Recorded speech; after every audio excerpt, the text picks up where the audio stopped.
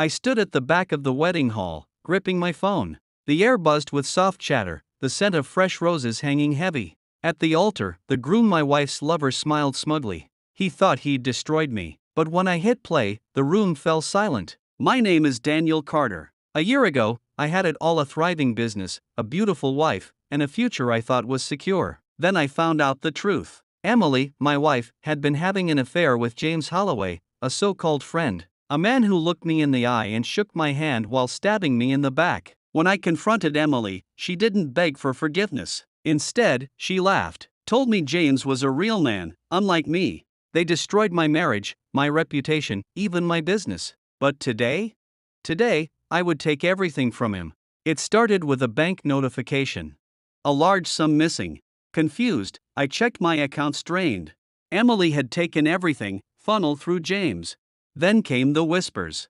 Colleagues pulling away, clients hesitating. James had spread lies, painting me as unstable, incompetent.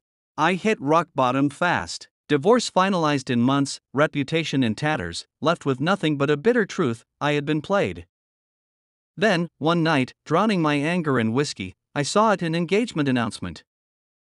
James and his new fiancée, Claire Whitmore, heiress to a multi-million-dollar empire. It was never about love. He was using her like he'd used Emily. That's when the idea struck. I had lost everything. But what if I made sure he did, too? I started digging. Tracking his movements, reading between the lines of his perfect facade. And what I found? A new affair. James hadn't changed. He was sleeping with another woman behind Claire's back. I had proof: texts, hotel receipts, photos. The kind of proof that shatters lives. James thought he had one. But he forgot one thing: I had nothing left to lose. For months, I played the long game. I gathered every scrap of evidence, ensuring my revenge would be airtight. James was arrogant, careless. He used the same hotel, the same alias. I compiled it all into a neat little folder labeled The Truth.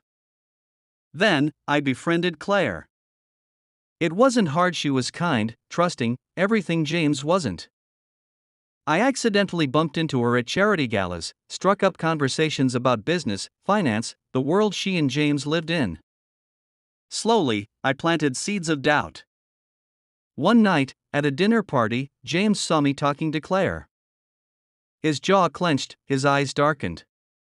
He knew who I was. Knew what I had lost because of him. For the first time, I saw fear in his eyes. "Stay the hell away from her," he hissed later that night, cornering me outside. I smiled.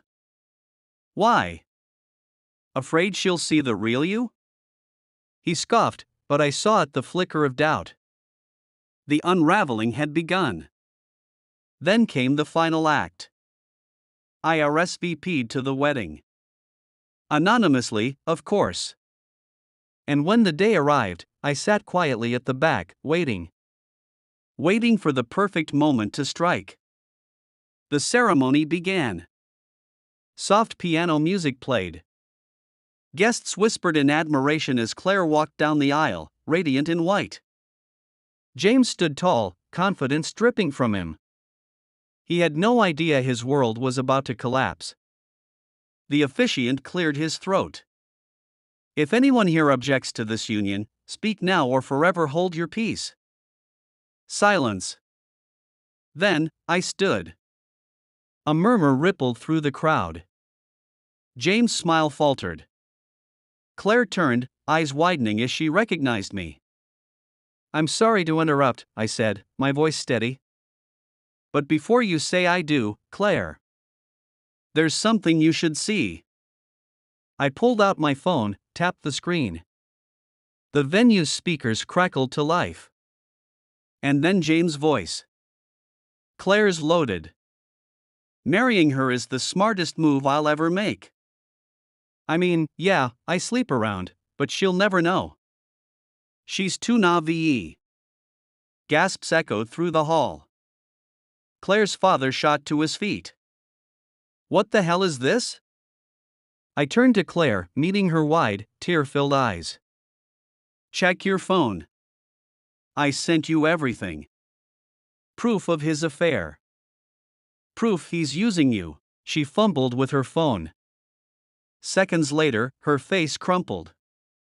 James lunged forward. Claire, it's not.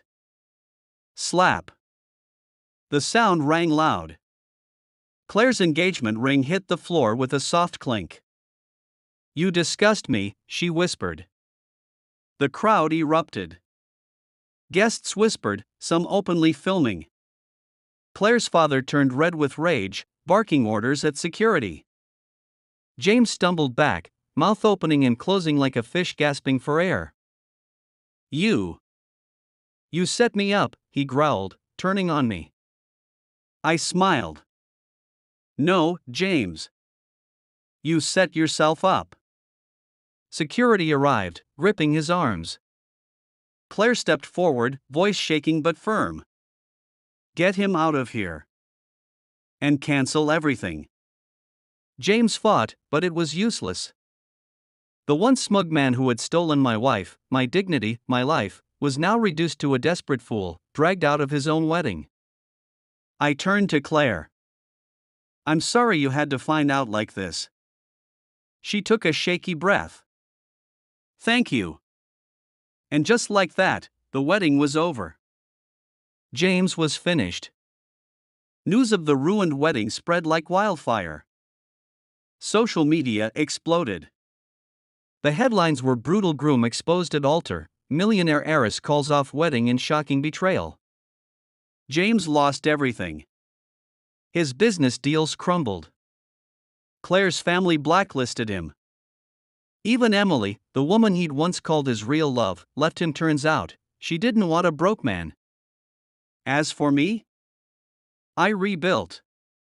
Slowly, steadily. The satisfaction of watching James fall wasn't just about revenge, it was justice. He had taken from me, and now the universe had balanced the scales. One evening, months later, I got a message. Claire, drinks sometime? I smirked. Sometimes, karma had a way of bringing things full circle. Standing by the window of my new office, I reflected on everything.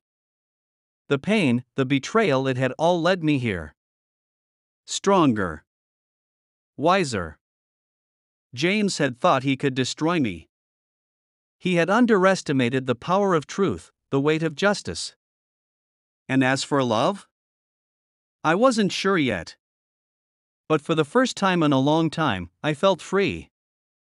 Maybe, just maybe, this was only the beginning. Revenge isn't about anger. It's about balance. James took from me, thinking I'd stay broken. But I didn't. I rose, stronger than before. And in the end, he wasn't just humiliated, he was erased. Because the best revenge? It isn't destruction. It's making sure they never rise again.